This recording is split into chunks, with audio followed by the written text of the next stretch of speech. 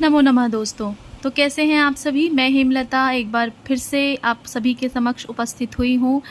जो पिछली कक्षा में हमने संधि के ऊपर चर्चा की थी, दीर्घ संधि हमने पढ़ा था, जिसका पहला नियम हमने जाना था आ हमने देख लिया था। और मुझे उम्मीद है कि आप सभी ने उसके अभ्यास कर लिए होंगे, तो उसके अभ्यास पर भी हम चर्चा कर लेंगे।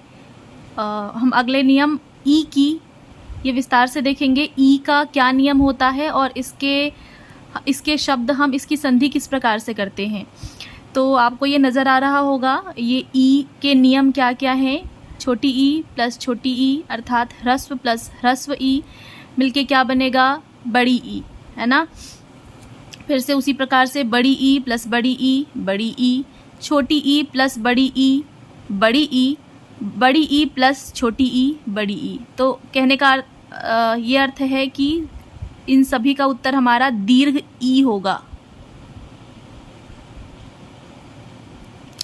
आगे देखेंगे, आप ये नियम देख पा रहे होंगे। कवि और इंद्रः, कवि में छोटी ई की मात्रा है और इंद्रः में सबसे पहला अक्षर जो है हमारा वो भी ई है। तो छोटी ई प्लस छोटी ई मिलके बड़ी ई अर्थात दीर्घ ई।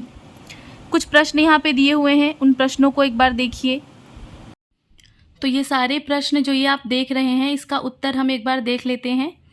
सबसे पहले हमने लिखा है गिरी और ईशः। तो पहले शब्द के अंत में कौन सा स्वर है, ई, और दूसरे शब्द के में पहला अक्षर कौन सा है, ई। तो ई और ई मिला के बड़ी ई, दीर्घ ई, है ना। तो क्योंकि नाम ही हमारी संधि का है दीर्घ ई। उसी प्रकार से श्री प्लस ईशः श्रीशः, कपि प्लस ईशः कपीशः, लक्ष्मी प्लस ईश्वरः लक्ष्मीश्वरः। इसी प्रकार से हम कुछ अभ्यास देखेंगे आगे। तो मिलते हैं अगली वीडियो में, तब तक के लिए धन्यवाद। नमस्ते, नमो नमः।